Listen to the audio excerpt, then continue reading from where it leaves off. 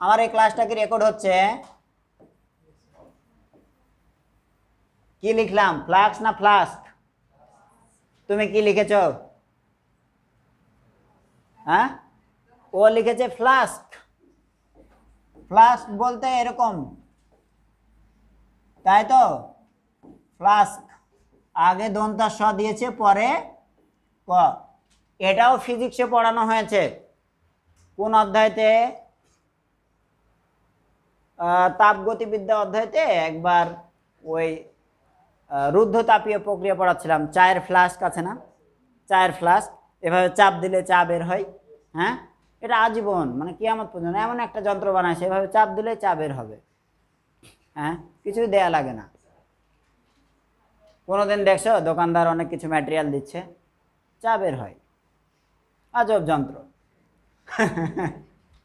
তো শোনো, coffee maker বা এগুলোর ক্ষেত্রে তো আমরা দেখেছি যে চাপ দিলে চা বের হয়, ওটার নাম ফ্লাস্ক। ওটার নাম ফ্লাস্ক।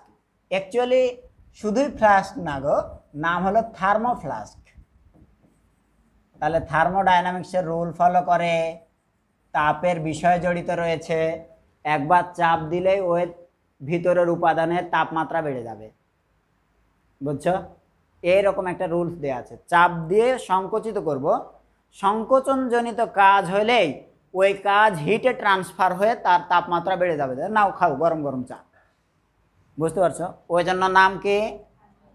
থার্মোফ্লাস্ক। তুমি ভুল করে লেখার কারণে এটা বলা হলো। হ্যাঁ, আর এখানে যেটা বলেছি সেটা কি? Flux, electric flux. Electric flux. তাহলে আজকে ভুল লেখার জন্য নীলা তোমাকে ধন্যবাদ। হ্যাঁ, ইলেকট্রিক ফ্লাক্স কি? ফ্লাক্স লাইক ঘনত্ব অবলিক চাপ, চাপ ঘনত্ব এরকম যে রাশিগুলো আছে তার মতো একটা হলো ইলেকট্রিক ফ্লাক্স। বাট সমীকরণটা আবার এগুলো হচ্ছে ভিন্ন হয়, পুরোটা বললে বুঝে যাবে। ওকে, ঘনত্ব আর চাপ, ঘনত্ব রো সমান এম বাই ভি, একটু আগে লিখলাম। চাপ পি সমান এফ ভাগ এ। কোনো একটা রাশিকে দেখো আয়তন বা ক্ষেত্রফল এগুলো দিয়ে ভাগ করেছি না? এইখানে গল্পটা হলো যে যদি ভি এর মান, এই ঘনত্বের কথায় যদি বলি, ভি এর মান যদি 1 মিটার কিউব হয় মানে 1 একক, তাহলে rho is equal to M. এর গাণিতিক সংজ্ঞায়নটা কেমনে করবা? একক আয়তনের মধ্যে যে পরিমাণ ভর আছে সেটাই ঘনত্ব। বিশাল বড় আয়তন, বিশাল বড় আয়তনে অনেকখানি ভর আছে, ওই ভরকে ওই আয়তনের পরিমাণ দিয়ে ভাগ দিয়ে দিলাম, তাহলে পার ইউনিট ভলিউমে কতটুকু ভর আছে পাবো না? এটাই দ্বারাই কি মাপি আমরা? ঘনত্ব, যে কতটুকু ঘন ঘন। ওকে, ঠিক তেমনি এই তড়িৎ ফ্লাক্স বা ম্যাগনেটিক ফ্লাক্স মাপার একটা পদ্ধতি আছে, যে কোনো একটা জায়গাতে বলরেখা যায়। এখন বলরেখা কি? What is line of forces? বলরেখা কি? অদৃশ্য একটা জিনিস। হ্যাঁ, আমরা মেনে নিয়েছি যে এরকম একটা জিনিস আছে। মেনে নিয়েছি কীরকম? ধরে নাও যে এইখানে একটা বড় চার্জ, বস চার্জ দিয়েছো 3 কুলাম্বের, 5 কুলাম্বের। 3 কুলাম 5 কুলাম চার্জ কিন্তু অনেক বড়। তোমাদেরকে বলেছিলাম 1 কুলাম চার্জ মানে কতগুলো ইলেকট্রন, তাই না? অনেকগুলো, 10 পাওয়ার 18 এতগুলো ইলেকট্রন। তাহলে একটা বড় চার্জ দিয়েছি, কয় কুলাম? 3 কুলাম। এই বড় চার্জ নিশ্চয়ই একটা আসন গেড়ে বসে থাকবে, এভাবে বসে থাকবে ভাব নিয়ে, এভাবে। বড় চার্জ, বড় মানুষদের যা কাজ। এইখানে তুমি জাস্ট একটা প্রোটন এনে ছেড়ে দিয়েছো, প্রোটনটা এখানে নিয়ে এসে জাস্ট ছেড়েছো। কি দিলাম? এটা প্রোটন। এটাও ধনাত্মক, এটাও ধনাত্মক। কি যে একটা বিষয় আছে আমরা জানি না, কিন্তু এই প্রোটন সঙ্গে সঙ্গে এইভাবে সোজা দৌড় মারবে,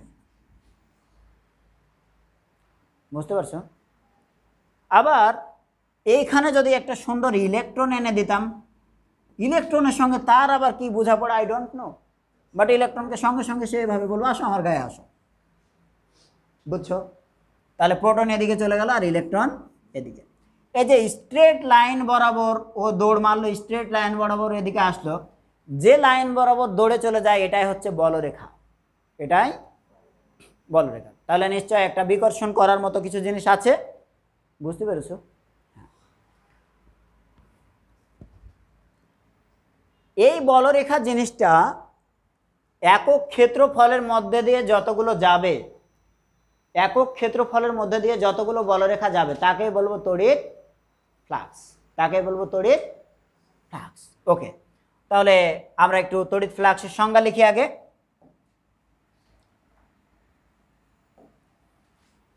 হোয়াট ইজ তড়িৎ ফ্লাক্স?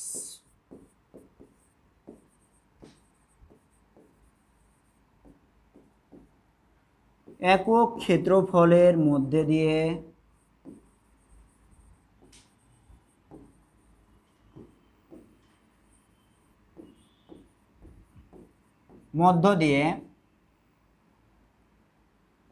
লম্বভাবে দিলাম তো একটা প্যাঁচ লাগায়া, একক ক্ষেত্রফলের মধ্যে দিয়ে লম্বভাবে যে পরিমাণ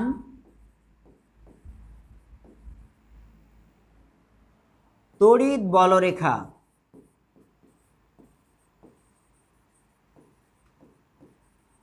অতিক্রম করে তাকে কি বলে? তাকে তড়িৎ ফ্লাক্স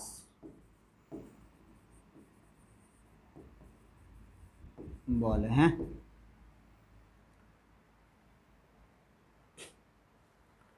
তাকে তড়িৎ ফ্লাক্স বলে। খুব ঝামেলা করবে যেটা, সেটা হলো লম্বভাবে এই শব্দটি। আমরা যদি এই যে বই, এ বইয়ের বলো এটা ক্ষেত্রফল আছে, তো ক্ষেত্রফল আছে, ক্ষেত্রফলটা ধরে নিলাম এটা যে 1 মিটার স্কোয়ার, কতটুকু ধরলাম? দ্যাট মিনস সেটা একক ক্ষেত্রফল। এই 1 মিটার স্কোয়ার ক্ষেত্রফলের মধ্যে দিয়ে ধর নাও এই যে আঙ্গুলের মতো 4টা বলরেখা চলে যাচ্ছে। তো বলরেখার এই পরিমাণটাকে আমরা তো সংখ্যা দিয়ে গুনি না, টোটালে এর ইফেক্টটাকে আমরা তড়িৎ প্রাবল্য হিসেবে দেখি। কি হিসেবে দেখব? তাহলে এই রাশিটাকে আমরা মাপবো তড়িৎ প্রাবল্য। তাহলে তড়িৎ প্রাবল্যকে কি দ্বারা প্রকাশ করি? ই। বলরেখা যত বেশি হবে মনে রাখবো ওই জায়গার ফিল্ড অফ ইন্টেন্সিটি তত প্রবল, ফিল্ড অফ ইন্টেন্সিটি তত। তো আমরা টোটাল যদি বলরেখা না গনে আমরা ধরে নিলাম তড়িৎ প্রাবল্য কতটুকু ধরেছি? ই। ই পরিমাণ তড়িৎ প্রাবল্য চলে যাচ্ছে এই 1 মিটার স্কোয়ারের মধ্যে দিয়ে। তাহলে এই জায়গার তড়িৎ ফ্লাক্স ফাই ইকুয়াল টু হবে, তড়িৎ ফ্লাক্স ফাই ইকুয়াল টু হবে ই। কতটুকু ক্ষেত্রফলের মধ্যে দিয়ে? 1 মিটার স্কোয়ারের মধ্যে দিয়ে। ওকে, যদি এটা এবার 1 মিটার স্কোয়ারের মধ্যে দিয়ে যদি ই যায়, তাহলে এটাই যখন 2 মিটার স্কোয়ার করব তখন কতটুকু যাবে? তাহলে 2ই যাবে। তাহলে 2 মিটার স্কোয়ারের জন্য 2ই। এখন ক্ষেত্রফলটা যদি 1 মিটার স্কোয়ার না হয়ে ক্ষেত্রফল ধরলাম কতটুকু? এ পরিমাণ। তাহলে এ ক্ষেত্রফলের জন্য তড়িৎ ফ্লাক্স ফাই সমান সমান ই ইন্টু এ। এটা সোজা সাপটা লিখেছি, বাট পরে ডিটেলসটা এখনই বলে দেব। হ্যাঁ, এটা 2 দিন করতে চায় না, বুঝলে তো? ব্যাপার হচ্ছে ই এখানে তড়িৎ প্রাবল্য তো আগে থেকেই ভেক্টর, তড়িৎ প্রাবল্য জন্ম থেকে ভেক্টর। ভেক্টর ক্ষেত্রফল স্কেলার না ভেক্টর? ঠিক করে বলো, সুযোগ দিলাম আরেকবার। স্কেলার বলেছ, আরেকবার বলো। স্কেলার। দৈর্ঘ্য স্কেলার, দৈর্ঘ্যের দুটো দৈর্ঘ্যের গুণ করলেও স্কেলার, 3টা দৈর্ঘ্যের গুণ করলেও। তাহলে দৈর্ঘ্য, ক্ষেত্রফল, আয়তন সব কিছুই কি স্কেলার। বাট স্যার এখানে ক্ষেত্রফল ভেক্টর, এখানে ক্ষেত্রফল ভেক্টর। এবং কেন ভেক্টর হবে সে বিষয়টা তোমাকে ফিল করতে হবে, খুব গভীরভাবে তোমাকে আমি দেওয়ার চেষ্টা করব মাত্র 2 মিনিটে। আসো লিখো। তারপরে টোটালে তড়িৎ flux phi equal to E A cos theta. কোনো কষ্ট না নিয়ে ডিরেক্ট লিখে ফেলো, ব্যাখ্যা পরে। বা আমরা জানি ডব্লিউ সমান এফ এস কস থিটা, জানতাম। এফ এস কস থিটা না লিখে যদি এফ ডট এস লিখতাম, কারণ এ ডট বি সমান এ বি কস থিটা, তাহলে এ বি কস থিটা সমান এ ডট বি। তাহলে ই এ কস থিটার জায়গায় আমি কি লিখতে পারি, ই ডট এ। আচ্ছা, ফাই সমান সমান লিখে দাও ই ডট এ। এখন তাহলে গল্প যেটা তৈরি হলো যে এ ভেক্টর, এ কে বলবো আমরা ক্ষেত্র ভেক্টর। কি বলবো, ক্ষেত্র ভেক্টর বা ক্ষেত্রফল ভেক্টর। ক্ষেত্রফল লিখতে পারো, আমি সংক্ষেপে বলতে ভালোবাসি ক্ষেত্র ভেক্টর। বইতে ক্ষেত্রফল ভেক্টর লেখা আছে। আগে কোনোদিনই ভেক্টর ছিলেন না, হুট করে ভেক্টরের মর্যাদা পেয়ে গেল। কি আন্দোলন করছে সমন্বয়ক, এখন প্রধান উপদেষ্টা হবে এরকম? হ্যাঁ না গো, বিশেষ কারণে তিনি এই মর্যাদাটা পেয়েছেন। তাহলে এই ক্ষেত্র ভেক্টর কি, কেন? প্রথমত বলি ক্ষেত্র ভেক্টরের দিক। প্রথমত বলে দিই ক্ষেত্র ভেক্টরের দিক,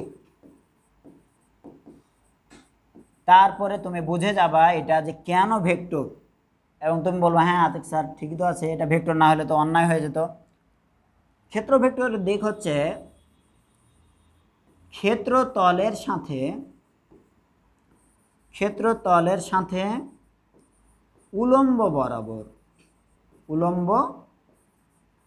বরাবর লিখেছেন।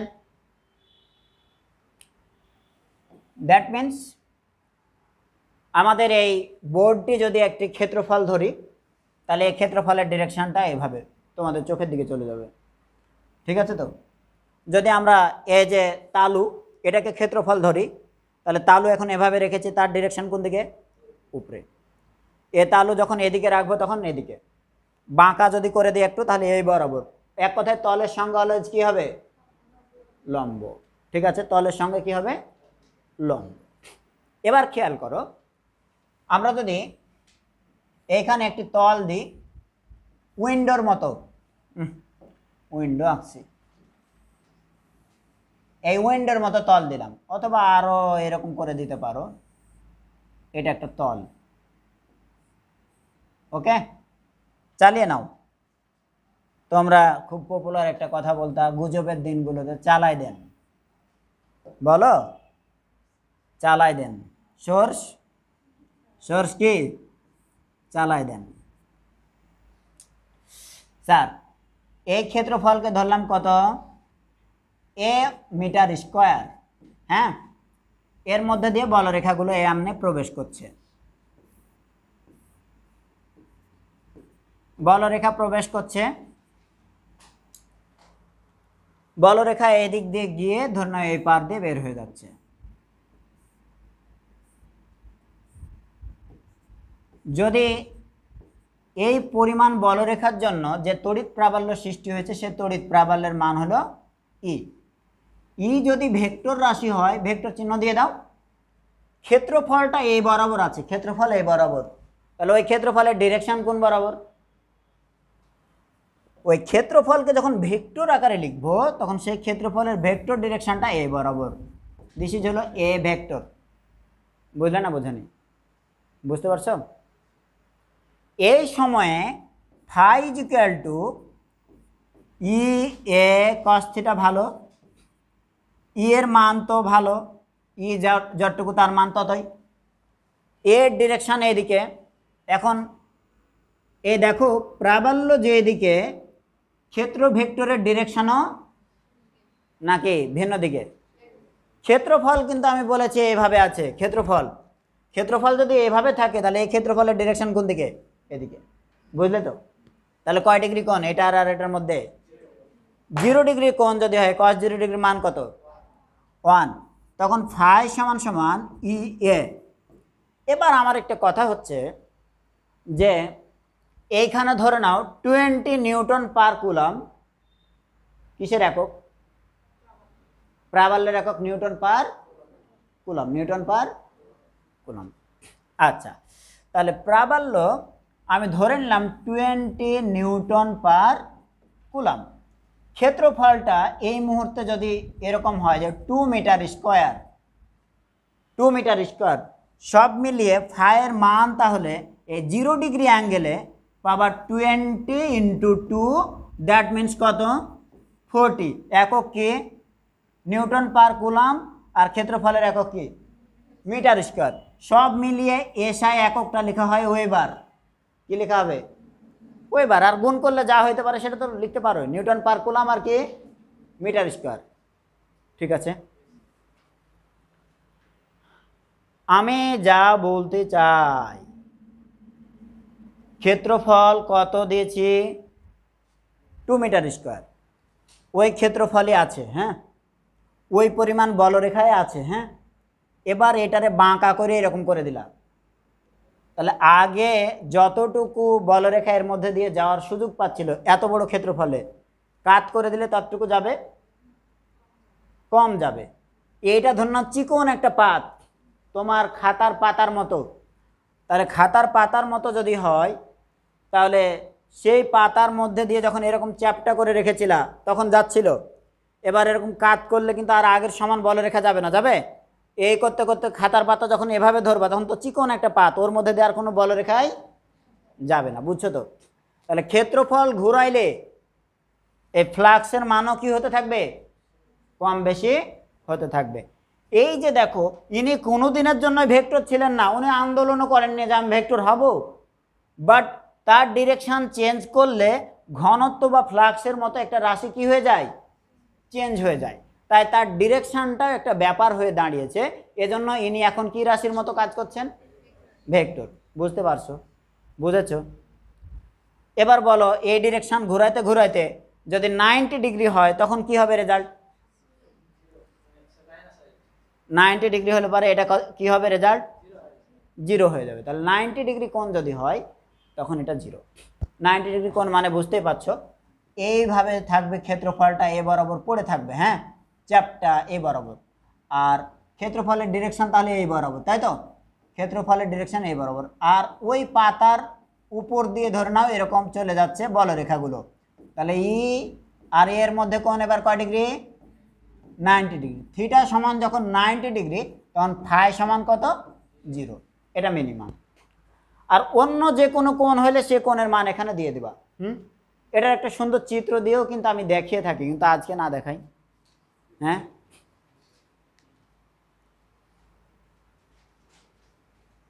এটা শিখেছ?